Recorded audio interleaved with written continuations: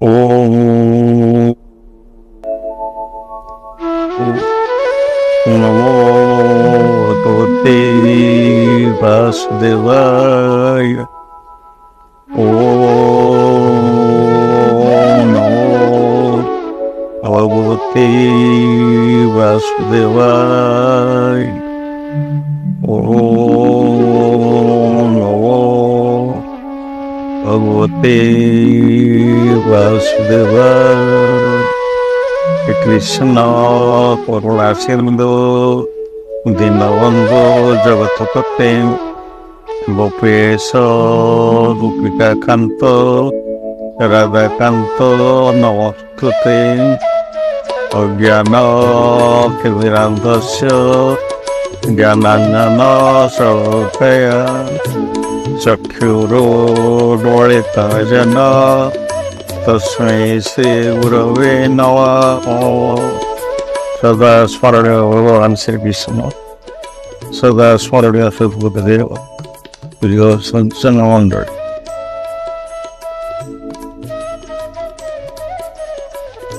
दश हजार वर्ष पूर्व भगवान राम करने 5000 वर्ष पूर्व कृष्ण लीला करने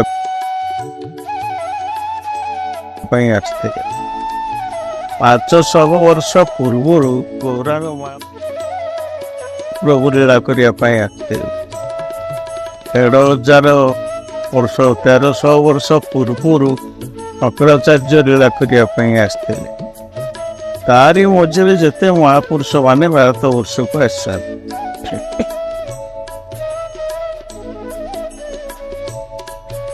अनेक जन्म तप करी एबे होइले गोपनारी। राधाष्टमी रे ये विषय आलोचना आइतिला चंदनेश्वर। अनेक जन्म तप करी रामचंद्र पितृ सत्य पाली वनवास जाइथिले।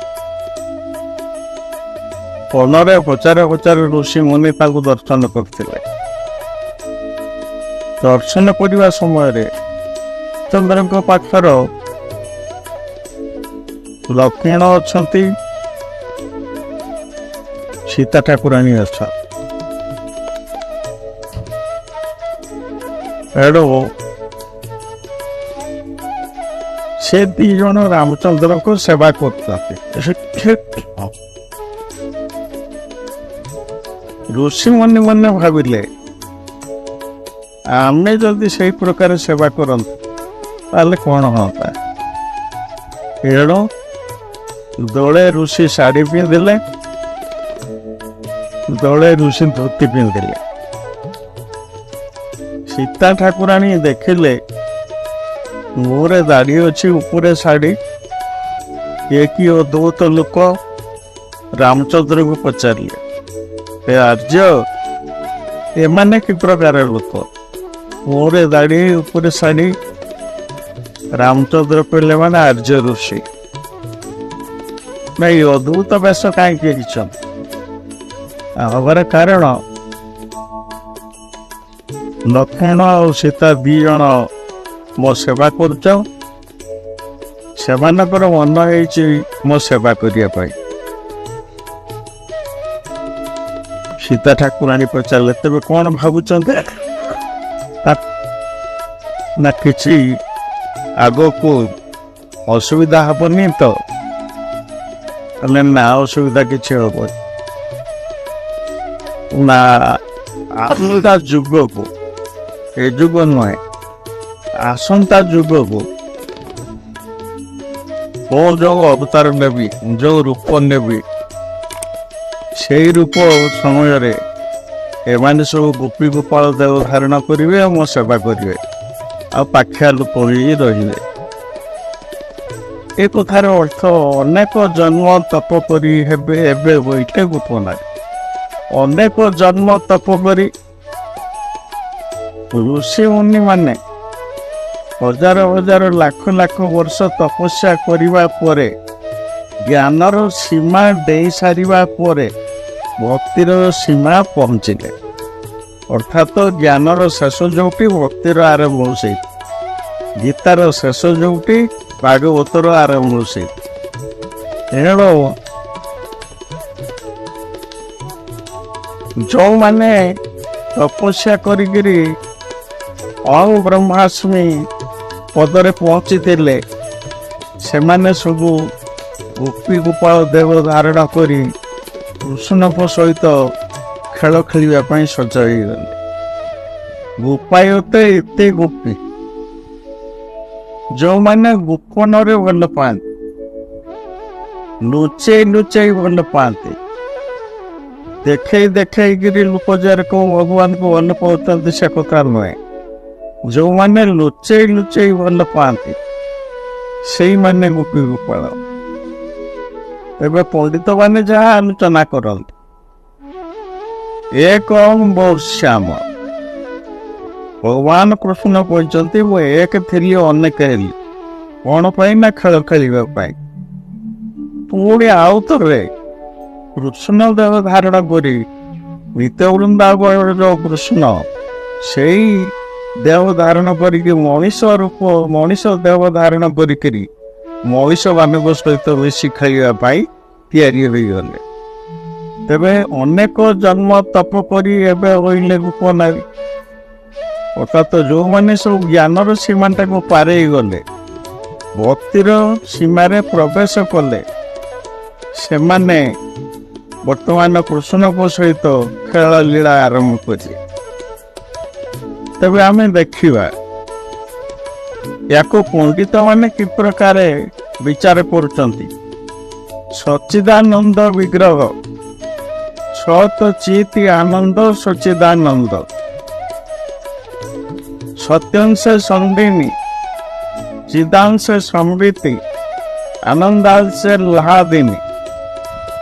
ସତ ହେଲେ କୃଷ୍ଣ, ଚିତ୍ ଜଗତ ହେଲା ବୃନ୍ଦାବନ ଚୈତନ୍ୟ ଜଗତ, ଆନନ୍ଦ ସ୍ୱରୂପିଣୀ ହେଲେ ରାଧା ଠାକୁରାଣୀ। ତେବେ ସତ ହେଲେ କୃଷ୍ଣ, ଚିତ୍ ଜଗତ ବୃନ୍ଦାବନ, ଆନନ୍ଦ ସ୍ୱରୂପିଣୀ ରାଧା ଠାକୁରାଣୀ, ତିନି ଭାଗରେ ବିଭକ୍ତ ହେଇଗଲେ ଭଗବାନ ନିଜେ ନିଜ ସହିତ ଖେଳ ଖେଳିବେ। ତିନିଟି ଭାଗରେ ବିଭକ୍ତ ହେଲେ, ଗୋଟିଏ ଭାଗ ହେଲେ କୃଷ୍ଣ, ଗୋଟିଏ ଭାଗ ହେଲା ବୃନ୍ଦାବନ, ନଦୀ ନାଳ ଝରଣା ଗାଈ ମୟୂର ଗୋପୀ ଗୋପାଳ ଯେତେ ବୃନ୍ଦାବନର ସୌଦା ଅଛି ସେ ସବୁ ଗୋଟେ ଭାଗ, ଆଉ ଗୋଟେ ଭାଗ ହେଲା ଆନନ୍ଦ ସ୍ୱରୂପିଣୀ ରାଧା ଠାକୁରାଣୀ। କେହି କାହାରିକି ଛାଡ଼ିଲେନି, ସବୁ ସମୟରେ ସେଇ ତା ନିଜେ ନିଜ ସହିତ ସେ ଖେଳ ଖେଳିବା ଆରମ୍ଭ କଲେ। ତେବେ ଆମେ ଦେଖିବା ଏଇଟା କି ପ୍ରକାର ଖେଳ ସେ ଖେଳିଲେ। ଆମେ ଦେଖିବା କୃଷ୍ଣ କଂସବନ୍ଦୀଶାଳାରେ ଜନ୍ମ ହେଲେ କାହିଁକି? କଂସବନ୍ଦୀଶାଳା ମାତୃଗର୍ଭ ଗୋଟେ ବନ୍ଦୀଶାଳା। ଜୀବ ପ୍ରଥମେ ମାତୃଗର୍ଭକୁ ଆସେ, ତାପରେ ଭୂପୃଷ୍ଠକୁ ଆସେ। ମାତୃଗର୍ଭ ଗୋଟେ ବନ୍ଦୀଶାଳା, ଜେଲଖାନା ଗୋଟେ ବନ୍ଦୀଶାଳା, ଗୃହ ଗୋଟେ ବନ୍ଦୀଶାଳା। କୃଷ୍ଣ କଂସବନ୍ଦୀଶାଳାରେ ଜନ୍ମ ନେଲେ କାହିଁକି?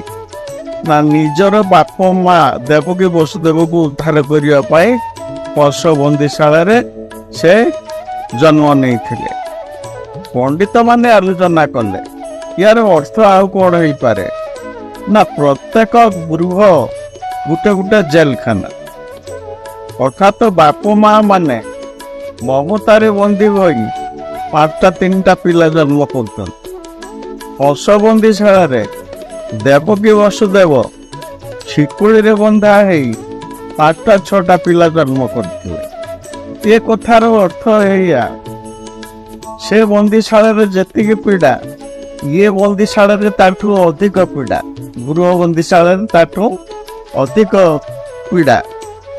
ଏଣୁ ପଣ୍ଡିତ ମାନେ ପ୍ରଶ୍ନ ଉଠେଇଲେ ଅଶବନ୍ଦୀଶାଳାକୁ ଯଦି କୃଷ୍ଣ ଆସିଲେ ବାପା ମାଆକୁ ଉଦ୍ଧାର କରିବା ପାଇଁ, ଇଏ ଗୃହ ରୂପକ ବନ୍ଦୀଶାଳାରେ ଯୋଉ ବାପା ମା ମାନେ ବନ୍ଧା ହେଇକିରି ଅଛନ୍ତି ମମତାରେ, ୟାଙ୍କୁ କିଏ ଉଦ୍ଧାର କରିବ? ୟାଙ୍କୁ କିଏ ଉଦ୍ଧାର କରିବ? ନା ସ୍ୱୟଂ କୃଷ୍ଣ ଉଦ୍ଧାର କରିବେ। କିଭଳି ଉଦ୍ଧାର କରିବେ? ଭାଗବତ ମାଧ୍ୟମରେ ଉଦ୍ଧାର କରିବେ। ଅର୍ଥାତ୍ ଭାଗବତରେ କୃଷ୍ଣ ଚରିତ ଅଛି। ମଣିଷ ଭାଗବତ ପଢ଼ିଲେ ତାର ବିଭିନ୍ନ ଦିଗକୁ ସେ ଆଲୋଚନା କରିବ। ସେଥିରେ କେମିତି ମୁକ୍ତି ପାଇବ, କେମିତି ଗୋପୀ ଗୋପାଳଙ୍କ ଭଳି ସେ କୃଷ୍ଣଙ୍କ ସହିତ ଖେଳ ଖେଳିବ, ଏହିସବୁ ଭାବରେ କଥା ଭାଗବତରେ ଆଲୋଚନା ହେଇଛି ଗୋପଲୀଳାରେ।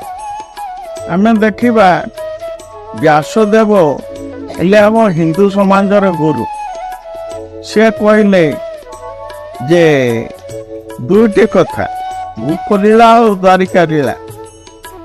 ଭଗବାନ କୃଷ୍ଣଙ୍କର ଲୀଳା ଦୁଇଟି ଅଛି, ଗୋଟେ ହେଉଛି ଗୋପଲୀଳା, ଗୋଟେ ଦ୍ୱାରିକା ଲୀଳା।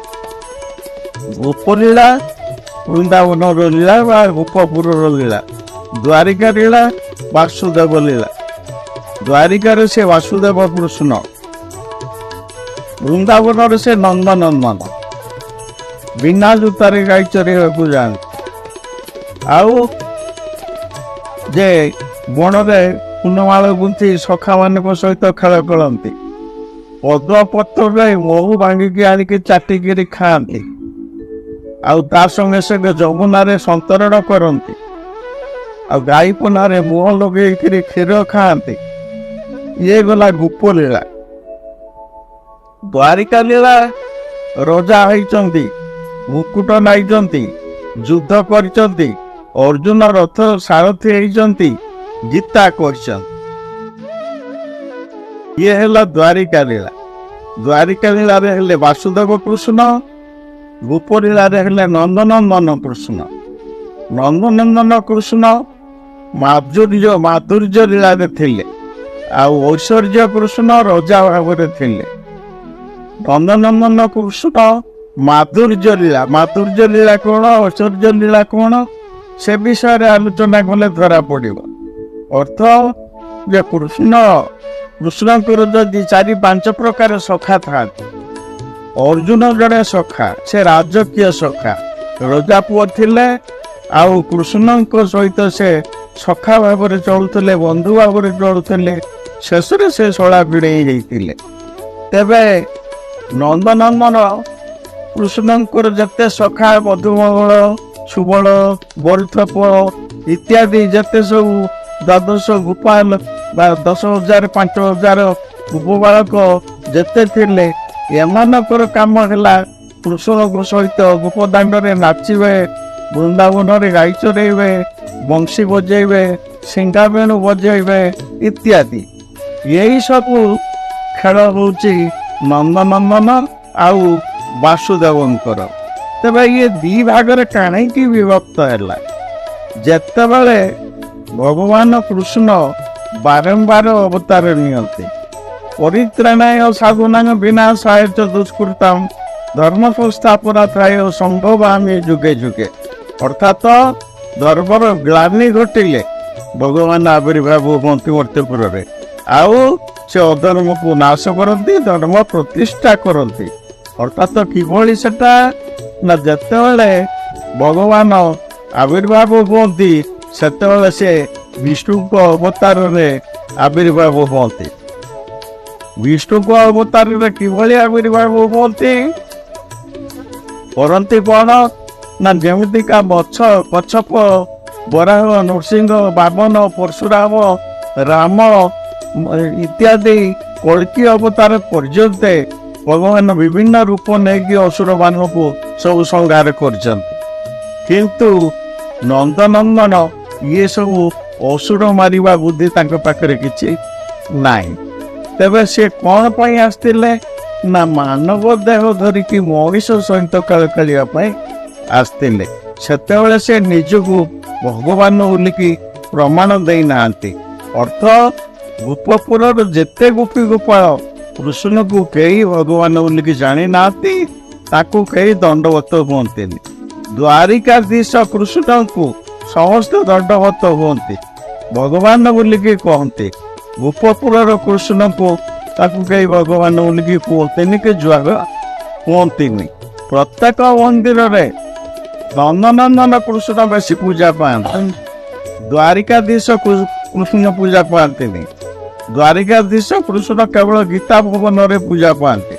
ଆଉ ପ୍ରତ୍ୟେକ ମଠ ମନ୍ଦିରରେ ନନ୍ଦନନ୍ଦନ କୃଷ୍ଣ ପୂଜା ପାଆନ୍ତି।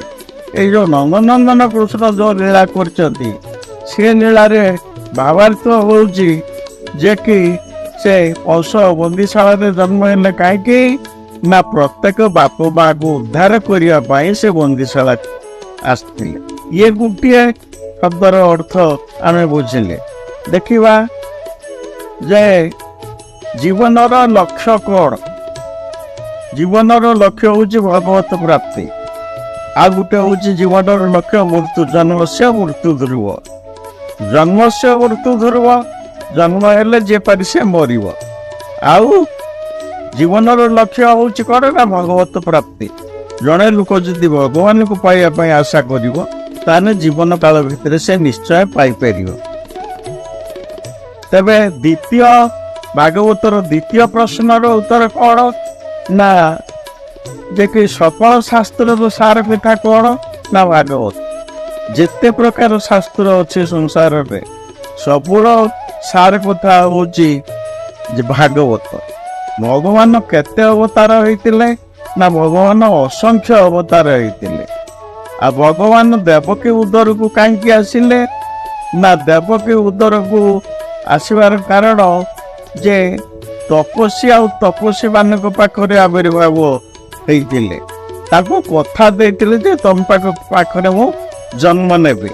ଦେବକୀ ବସୁଦେବ ପାଖରେ ଜନ୍ମ ନେବେ ଆଉ ନନ୍ଦ ଯଶୋଦା ପାଖରେ ପାଳିତ ହେବେ। ଦି ଜଣ ସ୍ୱାମୀ ସ୍ତ୍ରୀ ତପସ୍ୟା କରୁଥିଲେ। ଧରା ଦୃଢ଼ ଯେମିତି ସେ ଦୁଇ ଜଣ ସ୍ୱାମୀ ସ୍ତ୍ରୀ ତପସ୍ୟା କରୁଥିଲେ।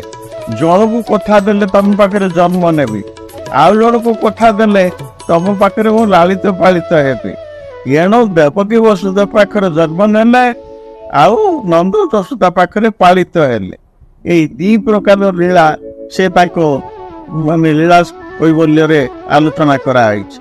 ତେବେ ଆମେ ଦେଖିବା ଯେ କୃଷ୍ଣ ନନ୍ଦପୁରରେ ବା ଗୋପପୁରରେ ଥିବା ଅବସ୍ଥାରେ ଯେଉଁ ଲୀଳା କରିଥିଲେ ତା ଭିତରେ ମାଖନ ଚୋରି ଲୀଳାଟା ହେଉଛି ସବୁଠୁ ଗୋଟେ ନରମ ଲୀଳା।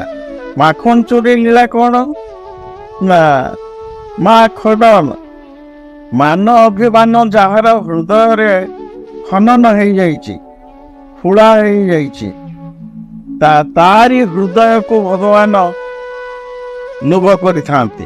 ମାନ ଅଭିମାନ ଯାହା ହୃଦୟରେ ନାହିଁ, ନନ୍ଦ ଯଶୋଦା ହୃଦୟରେ ନାହିଁ, ଦେବକୀ ବସୁଦେବ ହୃଦୟରେ ନାହିଁ, ଗୋପୀ ଗୋପାଳଙ୍କ ହୃଦୟରେ ନାହିଁ, ତା ଅର୍ଥାତ ସେଇ ହୃଦୟକୁ ଚୋରି କରିବା ପାଇଁ ଭଗବାନ ଆବିର୍ଭାବ ହୁଅନ୍ତି ବା ଲୋଭ କରିଥାନ୍ତି। ଅର୍ଥାତ ମା ଖନନ ଅର୍ଥାତ ମାନ ଅଭିମାନ ଯାହା ହୃଦୟରୁ ଫୁଳା ହେଇଯାଇଛି ସେଇ ହୃଦୟକୁ ସେ ଲୋଭ କରିଥାନ୍ତି। ଆଉ ମାଖନ ଶବ୍ଦର ଅର୍ଥ କ'ଣ ହେଇପାରେ ନା ଅତି ନରମ। ମାଖନ କୋଉଥିରୁ ବାହାରେ ନା ଲହୁଣୀ, ଯୋଉଟାକ ଦହି, ଦୁଧରୁ ଦହି, ଦହିରୁ ମାଖନ ବାହାରେ। ଇଏ ମାଖନର ସରଳ ଅର୍ଥ କ'ଣ ନା ଗୋଟେ କୋମଳ ପଦାର୍ଥ, ନରମ ପଦାର୍ଥ।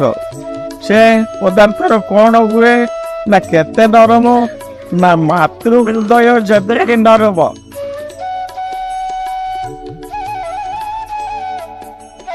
ମାତୃ ହୃଦୟ ଯେତିକି ନରମ ଆଉ ଭକ୍ତଙ୍କ ହୃଦୟ ତାଠୁ ନରମ। ମାତୃ ହୃଦୟ ଲହୁଣୀ ଯେତିକି ନରମ, ମାତୃ ହୃଦୟ ତାଠୁ ନରମ, ଭକ୍ତ ହୃଦୟ ତାଠୁ ନରମ। ମାନେ ନରମ ବୁଝିପାରୁଥିବ, ମାଖନଟା ଯେତିକି ନରମ, ମାତୃ ହୃଦୟ ତାଠୁ ନରମ, ଭକ୍ତ ହୃଦୟ ତାଠୁ ନରମ।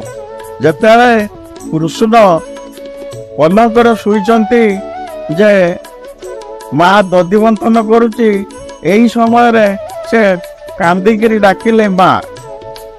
ଯଶୋମାତା ଦଧିବଂଶକୁ ଛାଡ଼ି ଦେଇକି ଗୋପାଳକୁ ଧରିଲେ। ପଣ୍ଡିତ ମାନେ ଯୁକ୍ତି କଲେ ସେ ତ ରାଜରାଣୀ, ସେ କାହିଁକି ଦଧି ମନ୍ଥନ କରିବେ? ତାଙ୍କର ତ କେତେ ଚାକରାଣୀ ଅଛନ୍ତି, ସେ ତ ଦଧି ମନ୍ଥନ କରିବେ, ଇଏ କାହିଁକି ଦଧି ମନ୍ଥନ କରିବେ? ସେ କଥା ନୁହେଁ। ଅନ୍ୟ ପଣ୍ଡିତ ମାନେ ଉତ୍ତର ଦେଲେ ତା ଅର୍ଥାତ ପଦ୍ମବନ୍ଧା ଗାଈର କ୍ଷୀରରେ ଯୋଉ ଦହି ବସେ, ସେଇ ଦହିରୁ ଯୋଉ ଥଣ୍ଡା ଥଣ୍ଡାରେ ବା ସକାଳେ ସକାଳେ ମାଖନ ବାହାରେ, ସେଇ ମାଖନରେ ମିଶ୍ରି ମିଶେଇକିରି ଯଶୋମାତା ଗୋପାଲକୁ ଖାଇବାକୁ ଦିଅନ୍ତି। ଏଠି ବିଚାର ପଡ଼େ, ଗୋଟେ ହଉଛି ଜ୍ଞାନ, ଗୋଟେ ହଉଛି ଭକ୍ତି, ଗୋଟେ ହଉଛି ମାଖନ, ଗୋଟେ ହଉଛି ମିଶ୍ରି। ଦିଟା କଥା କହିଲି ନା ଗୋଟେ କଥା କହିଲି? ଦିଟା କଥା, ଗୋଟେ ମାଖନ, ଗୋଟେ ମିଶ୍ରି, ଗୋଟେ ଜ୍ଞାନ, ଗୋଟେ ଭକ୍ତି। ଏଠି ମାଖନ ହେଲା କଣ? ଜ୍ଞାନ। ମିଶ୍ରି ହେଲା ଭକ୍ତି। ଦିଟା ମିଶିଲେ ବେଶୀ ସ୍ୱାଦିଆ ହୁଏ। ତେଣୁ ଯଶୋମାତା ବା ଭଗବାନ ଜ୍ଞାନ ଭକ୍ତି ଦିଟାକୁ ବି ଗ୍ରହଣ କରିଥାନ୍ତି। ତେବେ ଆମେ ବର୍ତ୍ତମାନ ଦେଖିବା ଯେ ଶେଷରେ ପଣ୍ଡିତ ମାନେ ବିଚାର କଲେ ୟାର କଣ ଆଉ ଅର୍ଥ, ନିଗୁଢ଼ ଅର୍ଥ, ଗୂଢ଼ ଅର୍ଥ, ତାର ଗୁପ୍ତ ଅର୍ଥ କଣ ଅଛି ଯୋଉଟାକି ଆମେ ବୁଝିପାରୁନାହାନ୍ତି। ନା, ଯିଏ ଭଗବାନଙ୍କୁ ପାଇସାରିଛି, କିଏ ସେ? ଯଶୋଦା। ଯିଏ ଭଗବାନଙ୍କୁ ପାଇସାରିଛି, ତାର ଆଉ ଶାସ୍ତ୍ର ମନ୍ଥନ ଦରକାର କଣ? ନା ଦଧି ମନ୍ଥନ ଦରକାର କଣ? ତାର ଆଉ ଶାସ୍ତ୍ର ମନ୍ଥନ ଦରକାର ନାହିଁ, କି ଦଧି ମନ୍ଥନ ଦରକାର ନାହିଁ। ଯିଏ ଭଗବାନଙ୍କୁ ପାଇସାରିଛି, ସେ ଜ୍ଞାନର ଅର୍ଥ ବୁଝିବ କାହିଁକି? ନା ଭକ୍ତିର ଅର୍ଥ ବୁଝିବ କାହିଁକି? ଏଣୁ ଏଇ ସବୁ ହଉଛି ଯେ କୃଷ୍ଣ ଲୀଳାର ଗୋଟେ ଗୋଟେ ଛୋଟିଆ ପାର୍ଟ ବା 8-10ଟି ଲୀଳା କୃଷ୍ଣ ଲୀଳାରେ ରହିଛି। ତେବେ ଆମେ ଦେଖିବା ଯେତେ ସବୁ ଭକ୍ତ ଲୋକ ଭଗବାନଙ୍କୁ ଡାକୁଛନ୍ତି, ତା ଭିତରେ ଗୋପୀ ଗୋପାଳ ଭାବ ସବୁଠୁ ଉଚ୍ଚା, ସବୁଠୁ ନରମ। ଗୋପୀ ମାନେ ଦେଖି ଶାନ୍ତ, ଦାସ୍ୟ, ସଖ୍ୟ, ବାତ୍ସଲ୍ୟ, ମଧୁର। କେତେଟା ହେଲା? 5ଟା ରସ। ଶାନ୍ତ, ଶାନ୍ତ ରସ ହେଲା ନାରଦଙ୍କର। ଦାସ୍ୟ ରସ ହେଲା ହନୁମାନଙ୍କର। ଶାନ୍ତ, ଦାସ୍ୟ, ସଖ୍ୟ, ସଖ୍ୟ ରସ ହେଲା ସଖା ମାନଙ୍କର। ଶାନ୍ତ, ଦାସ୍ୟ, ସଖ୍ୟ, ବାତ୍ସଲ୍ୟ ଦେବକୀ ବସୁଦେବ ଆଉ ନନ୍ଦ ଯଶୋଦାଙ୍କର ବାତ୍ସଲ୍ୟ ରସ। ମଧୁର ରସ ହେଲା କେବଳ ଗୋପୀ ମାନଙ୍କର। ଏଇ ଗୋପୀ ଭାବ, ଗୋପାଳ ମାନଙ୍କର ଭାବ ସବୁଠାରୁ ଉଚ୍ଚା। ଯେତେ ପ୍ରକାର ଭକ୍ତ ଅଛନ୍ତି ଯେ ୟାଙ୍କରି ଭାବ ଦ୍ୱାରା ନେଇକି ସମସ୍ତେ ଚଳନ୍ତି। ଲୋକେ କଥା ପ୍ରସଙ୍ଗରେ କୁହନ୍ତି ରାଧା ଆଉ ଉଲ୍ଟେଇ ଦେଲେ କଣ ହବ? ଧାରା। ମାନେ ରାଧା ଯେଉଁ ଧାରାରେ କୃଷ୍ଣକୁ ଭଲ ପାଉଥିଲେ, ରାଧା ଯେଉଁ ଧାରାରେ କୃଷ୍ଣକୁ ଭଲ ପାଉଥିଲେ, ଭକ୍ତ ସମାଜ ସେଇ ଧାରାରେ କୃଷ୍ଣକୁ ଭଲ ପାଆନ୍ତି।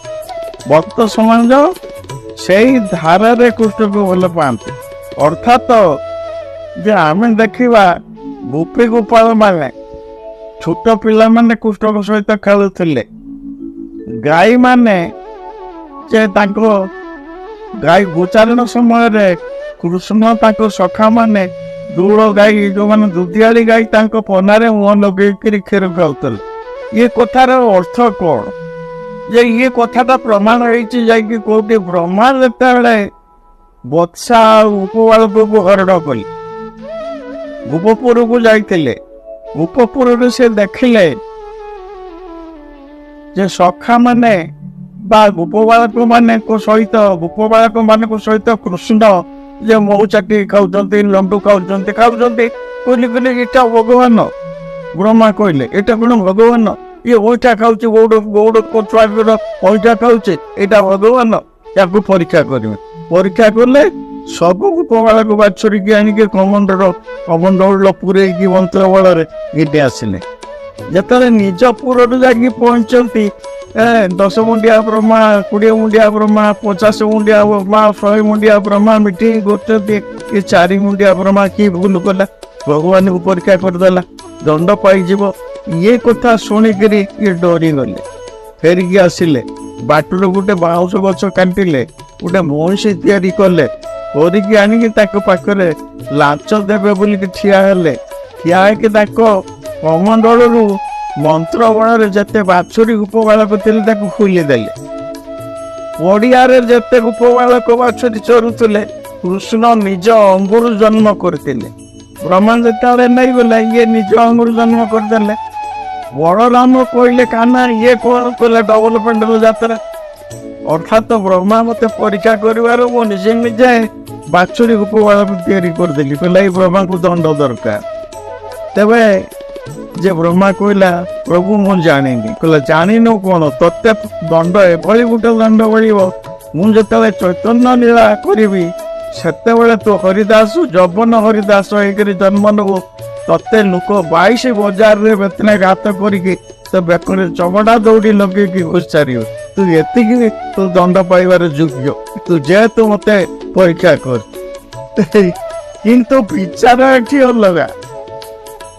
କୃଷ୍ଣ ଯେତେବେଳେ ଯଶୋଦା ପାଖରୁ କ୍ଷୀର ଖାଆନ୍ତି ଆଉ ସବୁ ଗୋପୀ ମାନେ ମନେ ମନେ ରହନ୍ତି, ତା ପାଖରୁ କ୍ଷୀର ଖାଇଲେ ମୋ ପାଖରୁ କ୍ଷୀର ଖାଏ। ଯେତେବେଳେ କୃଷ୍ଣ ବଳରାମ ଗାଈ ପଦାରେ ମୋ ଲଗେଇକିରି କ୍ଷୀର ଖାଆନ୍ତି, ସେତେବେଳେ ଅନ୍ୟ ଗାଈ ମାନେ ବିଚାର କରନ୍ତି ଆମ ପନରେ କେବେ କାନା ମୁହଁ ଲଗେଇକିରି ପିଇବ। ଇଏ ଯେତେବେଳେ ବ୍ରହ୍ମା ନେଇଗଲା ଉପବାଳକ ବାଛୁରୀ, ଇଏ ନିଜେ ଅନେକ ଉପବାଳକ ବାଛୁରୀ ହେଇଗଲେ। ସେଇ ସମୟରେ ସବୁ ଗୋପୀ ମାନଙ୍କ ପାଖରୁ ମମତା ପାଇଛନ୍ତି, ସବୁ ଗାଈ ମାନଙ୍କ ପାଖରୁ କ୍ଷୀର ଖାଇଛନ୍ତି। ତେବେ ଇଏ ହଉଛି ଭଗବାନଙ୍କର ଗୋଟେ ଗୋଟେ ଅଦ୍ଭୁତ ଲୀଳା।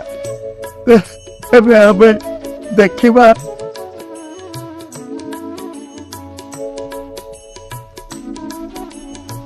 ସତ ଚିତ ଆନନ୍ଦ ସଚ୍ଚିଦାନନ୍ଦ କୃଷ୍ଣଙ୍କର ଅଂଶ ଗୋପାଳକ, ଯେତେ ଗୋପାଳ ସବୁ ଅଛନ୍ତି, ରାଧାଙ୍କର ଅଂଶ ଯେତେ ଗୋପୀ ଅଛନ୍ତି ଯେତେ। ତେଣୁ ସେମାନଙ୍କ କଥା ଆଲୋଚନା କଲେ ଆଉ ଗୋଟେ କଥା ସାମ୍ନାକୁ ଆସେ। ଯେତେବେଳେ ଗୌରାଙ୍ଗ ମହାପ୍ରଭୁ ଦକ୍ଷିଣ ଭାରତ ଯାଇ, ସେତେବେଳେ ରାୟ ରାମାନନ୍ଦ ନାମକ ଜଣେ ରଜା ଖଜଣା ଆଦେଇ କରୁଥିଲେ ଗଜପତି ମହାରାଜାଙ୍କ। ଏମିତି ଦିନେ ରାୟ ରାମାନନ୍ଦକୁ ପ୍ରଦ୍ୟୁମ୍ନ ମିଶ୍ର ନାମକ ଜଣେ ବ୍ରାହ୍ମଣ ଆସିକି ପଚାରିଲା, ହେଲେ ଆଜ୍ଞା ମୋର ଟିକେ କୃଷ୍ଣ କଥା ଶୁଣିବା ପାଇଁ ଇଚ୍ଛା ହଉଛି। ହେଲେ ତମେ ଚାଲିଛ ଗୌରାଙ୍ଗ ମହାପ୍ରଭୁ ବୋଲିକି ସେ ନଦୀ କୂଳରେ ଗଛ ମୂଳରେ ବସିଥିବେ ଜଣେ ଉଜ୍ଜଳ କାନ୍ତି ବିଶିଷ୍ଟ ଲୋକ, ତାକୁ କହିବ ସେ ଗୌରାଙ୍ଗ ଭଗବାନ କୃଷ୍ଣଙ୍କ କଥା ତମକୁ ସେ ଶୁଣେଇ। ସିଏ ସେତେବେଳକୁ ଗୌରାଙ୍ଗ ମହାପ୍ରଭୁ ଅଲଗା ନଦୀ କୂଳରେ ବସିଛନ୍ତି। ରାୟ ରାମାନନ୍ଦ ଗୋଟେ ବଗିଚା ଭିତରେ କିଛି ଲୋକଙ୍କୁ ଗୀତ ଗୋବିନ୍ଦ ଶୁଣଉଛନ୍ତି ଆଉ ନାଚ ଶିଖଉଛନ୍ତି। ଏ କଥା ଦେଖିଲେ ତାଙ୍କ ଦୂତକୁ କହିଲେ, ମହାରାଜ ଯୋଉ କହିବ ଜଣେ ଲୋକ ତାଙ୍କୁ ଦେଖା କରିତେ ଆସି। ସେତେବେଳେ ସେ କହିଲେ ରାୟ ରାମାନନ୍ଦ, ମୁଁ ସଂସାରୀର ମୁଖ ଚାହିଁବିନି, ବିଷୟୀର ମୁଖ ଚାହିଁବିନି। ବିଷୟୀ ଆଉ ସଂସାରୀ, ମୁଁ ସଂସାରୀର ମୁଖ ଚାହିଁବିନି, ବିଷୟୀର ମୁଖ ଚାହିଁବିନି। ଇଏ ରାଗିକି ପଳେଇ ଆସିଲା। ଏଇ ଯୋଉ ରାଗିକି ପଳେଇ ଆସିଲା ଭିତରେ ସେଇ ଚୁପ ବସ ପ୍ରଭୁକୁ କହିଲା, ଆଜ୍ଞା ମତେ ଯାହା ପାଖକୁ ପଠେଇଲ ସେ ଭଲ ଲୋକଟା ଖରାପ ଲୋକ, ସେ କାହିଁକି ଏ କଥା କହିଲା? ବିଷୟୀର ମୁଖ ଚାହିଁବନି, ସଂସାରୀର ମୁଖ ଚାହିଁବନି, ୟାର ବର୍ଷ କଣ? ନା ତୁ ଆଉ ଥରେ ଯା, ରାଗି ଯା ନା। ଯେତେବେଳେ ସନ୍ଧ୍ୟାବେଳେ କୃଷ୍ଣ ମନ୍ଦିରର ଆରତୀ ହଉଥିବ, ଆରତୀ ସରିଗଲା ପରେ କହିବୁ ମହାପ୍ରଭୁ ପଠେଇଛନ୍ତି। ଇଏ ସନ୍ଧ୍ୟାବେଳେ ଗଲା କାହା ପାଖକୁ? ରାୟ ରାମାନନ୍ଦଙ୍କ ପାଖକୁ। ଆରତୀ ସରିଗଲା, ହାତ ଯୋଡ଼ି କହିଲା ମହାପ୍ରଭୁ ଆପଣଙ୍କ ପାଖକୁ ପଠେଇଛନ୍ତି। ସେ କୋଳେଇ ପକେଇଲେ, କାହିଁକି ପଠେଇଛନ୍ତି? ନା କୃଷ୍ଣ କଥା କିଛି ଶୁଣିନି। ତାଙ୍କ ହାତ ଧରିକି ନେଇଗଲେ ଗୋଟେ ଘର ଭିତରୁ କବାଟ ପେଳିଦେଲେ। ହେଲେ କୃଷ୍ଣକୁ ରାଧାଙ୍କ ବ୍ୟତୀତ କେହି ଜାଣନ୍ତି ନାହିଁ। କଣ କହିଲେ? କୃଷ୍ଣଙ୍କୁ ରାଧାଙ୍କ ବ୍ୟତୀତ କେହି ଜାଣନ୍ତି ନାହିଁ। ରାଧାଙ୍କୁ ଅଷ୍ଟ ସଖୀ ବ୍ୟତୀତ କେହି ଜାଣନ୍ତି ନାହିଁ। ଅଷ୍ଟ ସଖୀକୁ 64 ଉପସଖୀ ବ୍ୟତୀତ କେହି ଜାଣନ୍ତି ନାହିଁ। 64 ଉପସଖୀକୁ 32 ଗୋପକନ୍ୟା ବ୍ୟତୀତ କେହି ଜାଣନ୍ତି ନାହିଁ। 32 ଗୋପକନ୍ୟାକୁ ରାସର 4 ଦ୍ୱାରୀଙ୍କ ବ୍ୟତୀତ କେହି ଜାଣନ୍ତି ନାହିଁ।